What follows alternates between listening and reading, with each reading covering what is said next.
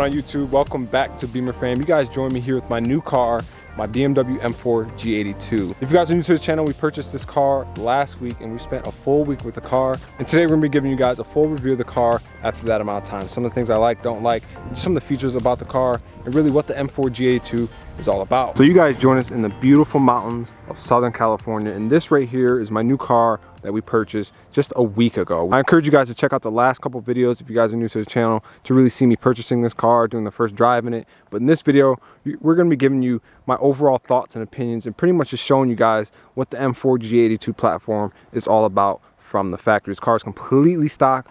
Only modification it has is window tint, and that is it. This is a 2021 BMW M4 Coupe. I wanted to get the manual transmission because my other M4 is a DCT. I wasn't too fond of the 8-speed automatic in the competition models. Keep in mind, you can only get the competition in an automatic transmission. The only way to get a manual if it's a rear-wheel drive and a base coupe. So the only thing different with the competition is you get like M-colored seat belts and about 25 extra horsepower. Aside from that, it's literally the same car. So I want to get that manual transmission to give it a little bit more drama and a more fun driving experience. Since coming from the DCT, I felt that 8-speed automatic was just not exciting enough for me. So let's talk a little bit about the spec of the car. The paint is Portimao blue metallic. Beautiful color. I've always wanted to own a deep blue car. When this car first came out, owning an F82, I did not like the front end. I did not like the size of these grills. They're absolutely massive. They're almost 3 times the size of the previous generation grills. You know, years after the car has been released and not owning the car for a week, I absolutely love the front end of this car, especially when you see these things modified. Keep in mind, this thing's completely stock. We're gonna be adding a lot of mods to this car. We're gonna be making it look a lot more aggressive than what it is stock. Since this car is inspired by the race car, once you guys see a picture, I'll put up a clip on the screen right now, just what that race car looks like. It looks so aggressive and so good. So then you can start to see the styling cues from the GT3 race car. And then we also have the 19 and 20-inch rear wheel option on this car. These are the charcoal gray and also has an alloy lip along the edges. All these wheels are wrapped in Michelin Pilot Sport 4S's. You guys will have to correct me if I'm wrong, but usually these cars come with Pirelli tires. So if you guys have an opportunity to get the Michelins, definitely get those because these are the best tires I've had on any one of my M cars. Now I think another must-have option on this car are the laser lights. This car has the adaptive laser light LED headlights, the most powerful headlights on the market. You can even see there's a warning label right there just because these things are so powerful. We were driving this car through the back roads where there's no cities, no light pollution, and we really need to see on the dark roads. First of all, the low beams are very bright as is, but as soon as you hit the high beams on this car, it's insane. It literally turns the night into daytime. But we also have carbon fiber roof. You can get these cars with a sunroof, but I feel like all M's kind of just need a carbon fiber roof just for that look, also lower center of gravity and performance. But then coming around back, you can also see this is not a competition because the M4 badge is in chrome. If this were comp, it'd be black. You'd have competition written beneath. But again, like I said, you can't get a manual and a competition. I feel like this honestly has been my favorite part about the car is the rear end. These tail lights are so awesome. They're kind of inspired by the F80, how they swoop down and come up to the center. You can really tell from back here, it's definitely an M4, it's definitely a BMW. Super aggressive rear end. And then you also have that nice factory diffuser, which is in gloss black paint. And we also have black exhaust tips as well. I believe there are 3.5 inch from the factory. And you can already see it has a spoiler up here as well. That's what I'm loving about this generation already is you have a lot of modifications you can add to the car, not only from aftermarket, from BMW. And performance, they have different spoilers you can add. You can even add a wing to it from the factory. You can add different diffusers. I think they got 2 different types of diffusers you can add. You can even do the center exit exhaust. You have a lot more creative freedom with this car than any other generation of M car, which I absolutely love. You can see just the factory parts, spoiler, diffuser, big exhaust tips has made this rear end much more aggressive than the F80. But underneath the hood is arguably the best thing about this car, which is the S58 inline-6 twin turbo motor from BMW M. This is a 3-liter and produces around 500 plus horsepower depending on your trim level. Manuals come with 475-ish horsepower, comps come with 503, and the CS's, CSLs, I believe, come north of 520. So if you guys don't know about these motors, this is arguably the most tunable motor on the market right now for any platform, for any car. Like I mentioned, these come with 500 plus horsepower from the factory, which for a 3-liter inline-6 is quite powerful if you ask me.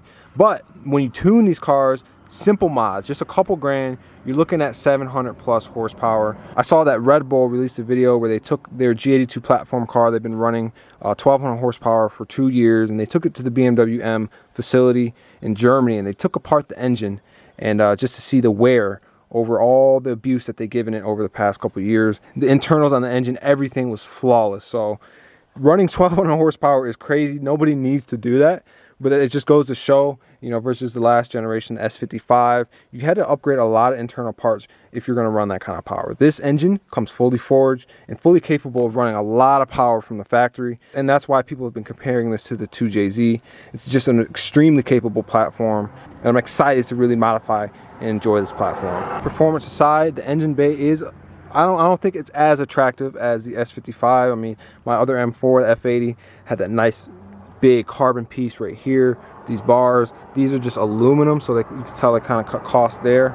Also, the plenum is plastic, so you see a lot of people upgrade these to the full carbon fiber cover, which we'll be doing that as well. And then you can also upgrade this whole metal piece right here to carbon fiber as well. So there's a lot of modifications you can do in the engine bay alone just to make this look more appealing, which we'll be doing here shortly. But I also like about this gen is you can close the hood via this hook without ever touching the actual paint, which is nice.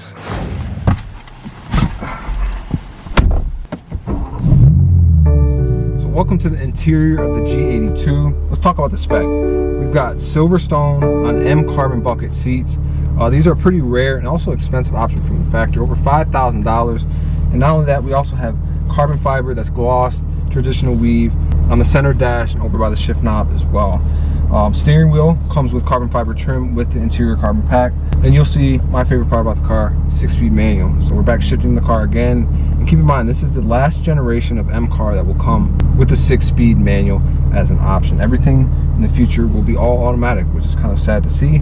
But it's kind of like the last hurrah with the M4 and any M car. If I'm gonna get a newer generation M car, I think it's best to actually get one in a manual. And in the future, if I want to get one, it'll just have to be automatic. The interior is leagues above the F80 as far as build quality. Now the F80 was the best M3 generation as far as interior build quality. Is amazing. There's no squeaks when you push stuff down. It's just, you tell it's a really well built car. And it's crazy to think they actually took this generation a step further, because I personally didn't think that was even possible to begin with. So you get more aluminum pieces, nicer materials, thicker leather. The start-stop engine is nice because it's down here by the shift knob as well. The cluster is fully digital. You have a lot of different options you can put on the screen, different settings, your turbo boost, PSI, coolant temperatures, your tire pressure. You can even put your lap timer on the heads-up display, speed limit, a whole bunch of stuff. You can even put the map and the road you're driving on in the center of the display as well. Then when you click on M mode, you get the full performance-oriented display that really favors the driver. It's really great and easy to use when you're doing track days, canyon driving, or just having fun. So right now you can see on the left you have my turbo PSI with coolant temperature, and on the right we have our G-force meter, which when you're taking turns you can literally see how many G's you're pulling on each side, which I think is really cool. Infotainment system is insane. There's so much technology in this car, especially comparing it from the F80 generation, M3 and M4. I mean, I'm still learning a lot about this car. It seems every time I get in it, there's something new that I find out, which is great, but it also can be a little intimidating, a little overwhelming when you first purchase the car. I'm sure as months go by, I'm gonna pretty much know everything about it, but for those of you guys who aren't the most tech savvy, that's something to keep in mind with these cars. Sure, you could literally not use half the technology, but there's some of the technology in which you kind of got to learn and use it, like kind of like driver assistant features and lane keep assist and certain things like that. You're just going to have to learn how to use it, even if you want to turn it off. Now, one thing about this generation is if you don't want to touch anything like the infotainment, which is touchscreen by the way, you can click your little Siri button and you can literally ask it to do anything. So if you want to turn off and on your heads-up display or turn on and off certain features of the car, you can just simply click this button and ask the car to do it. So you can kind of see where BMW's headed as far as just the driver experience. It's not as like push buttons here and there as much anymore. It's more so like gesture controls. You can turn up the volume of the music with your hand like this, not even touching the screen. You can go to the next song like that, or you can just literally speak to the AI of the car, and you can almost operate the car just with your voice, which I think is very good. Honestly, for people who aren't tech savvy, you can just function the car that way. Driving modes, obviously 3-liter inline 6, 500 horsepower twin turbo. Pretty similar setup to the F80, except it's just enhanced a little bit more. So we've got our M1 and M2 buttons. We can store our driving modes in those buttons. So if we click setup, you'll see that we have different settings for our engine, which is like our throttle response. We also, in the manuals, we have gear shift assistant, which is auto rev match. We have our chassis or suspension settings as well, our steering, and then in this generation for the first time you can also tweak your brake setup as well. So for my M1, I have Sport Plus everything, comfort on brakes, and then we also have auto rev match in my M1. And then in my M2 we have traction off, Sport Plus everything, and no auto rev match, so I can manually rev match the gears myself. We also have down here is the M mode, which, like I mentioned earlier, you can get a different look on the instrument cluster. And then we also have the loud exhaust button right here, which is a valved exhaust, but you can actually just open the valves with the click of a button this time. F80 generation never had that. It was always associated with your M1 and M2 buttons. So, and also rear view camera, you get the 3D camera, because like I mentioned from the outside, there's a lot of cameras in this car. You can fully have a 3D view of the car, not only from here, but also from the app on your phone. And there's just a lot of features that you can do with the cameras of this car when you're in or out the car. I'd say that's pretty much it for the interior of the car. It's pretty traditional BMW in here. You got heated seats, you got heated steering wheel. Climate control is pretty much the same. In our console, center console, we have a wireless charger, which all you have to do is slide your phone in there. We also have USB-C fast charging. We have a traditional USB charger by the cup holders. We have even a 12-volt charger by the cup holders as well. And there's also 2 more USB-C chargers in the rear backseat of the car. So you have 3 USB fast chargers, another USB here. I believe there's one in the trunk, and then you have a traditional 12-volt one here. So there's a lot of chargers in this car. And not only that, they charge your phone super fast, which I have been loving the past week. So what I like about the infotainment, you can always see the exterior of your car. It's the first time in any M generation where you can actually see the outside of your car, and it's associated with the right color that you have and everything on the infotainment. So I like just leaving this up while I'm driving and just enjoying the car from the inside, but you can also see and be reminded of what your car looks like on the outside, which is cool. And we also have ambient lighting on the interior as well. And you have, I think, 6 different color options from factory, but you can code these cars to get more colors, different shades of colors and whatnot, and kind of customize your own colors with coding through the aftermarket.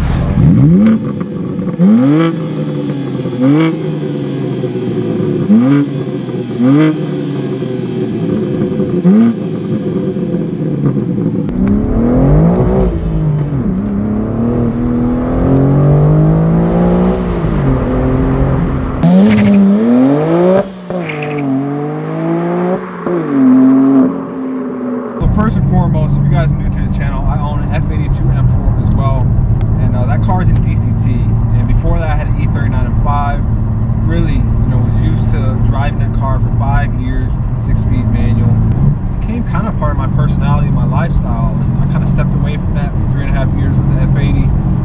But I can't explain to you guys how much better it feels to be inside of a 6-speed manual shifting the car.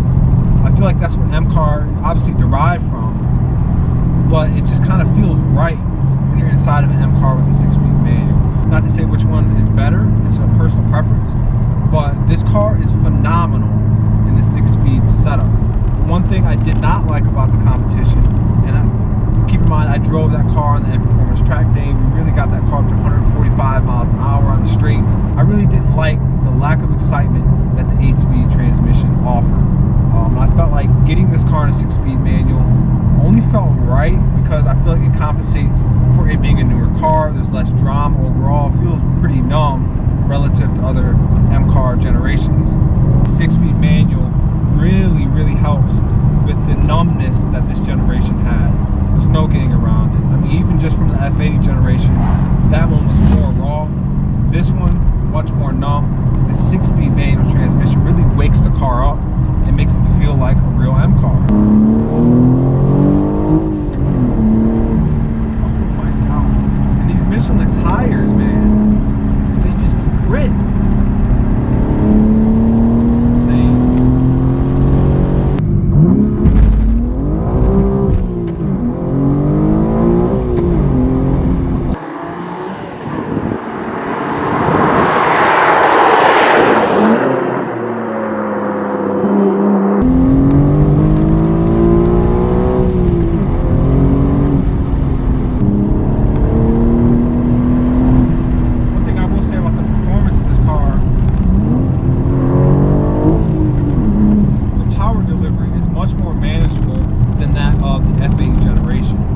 F80 power delivery was pretty dicey, man. You never knew when those turbos were going to kick in. You never knew when that tail was going to kick out one way or the other. This feels very naturally aspirated, very controllable. Honestly, very E46 M3 like.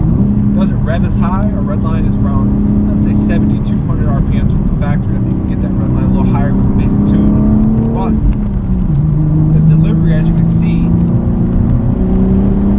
we're not skating at any given point. It's very manageable, especially on the track with the canyon. Not to mention, I think the engine and the exhaust sound better than the F80.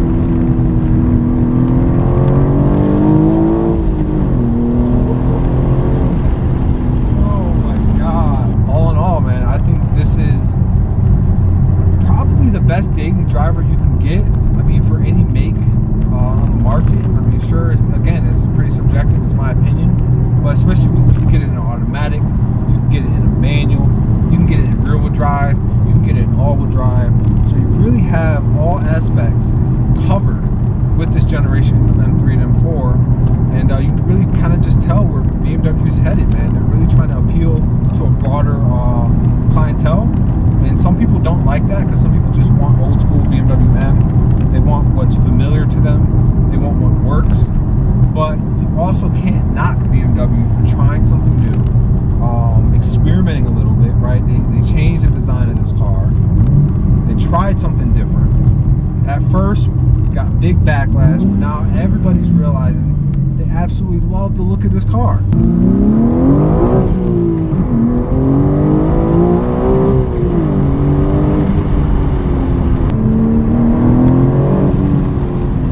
Plus, I don't know if you guys can hear it, but it's got these slight burbles on the overrun. It's one thing with the base M4 coupe with the F80. Simple downpipe and a tune, they sound incredible. This is high pitch, almost 2JZ type of sound. It's less raspy, less a little annoying than the F80. To be shifting this thing, it's just awesome.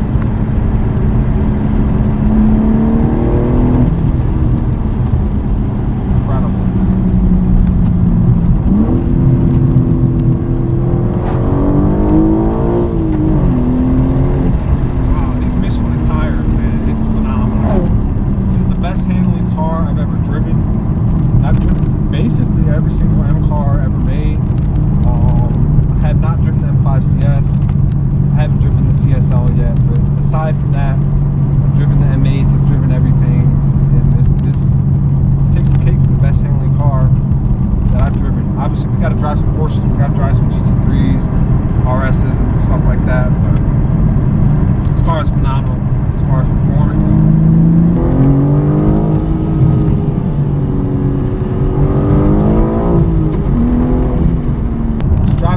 This on these kind of roads, it's just stunning. Because then you can just slow down, put it in fourth, right?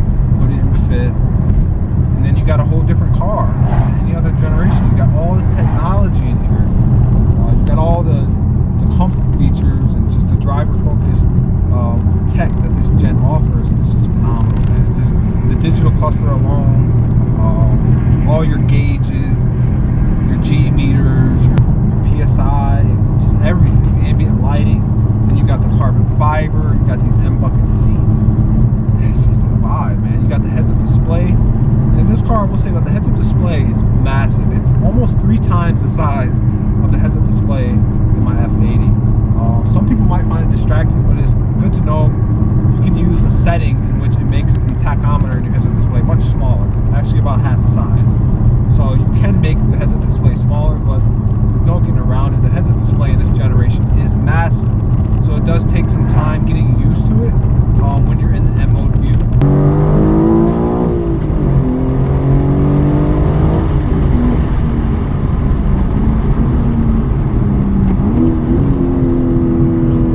I tell you what,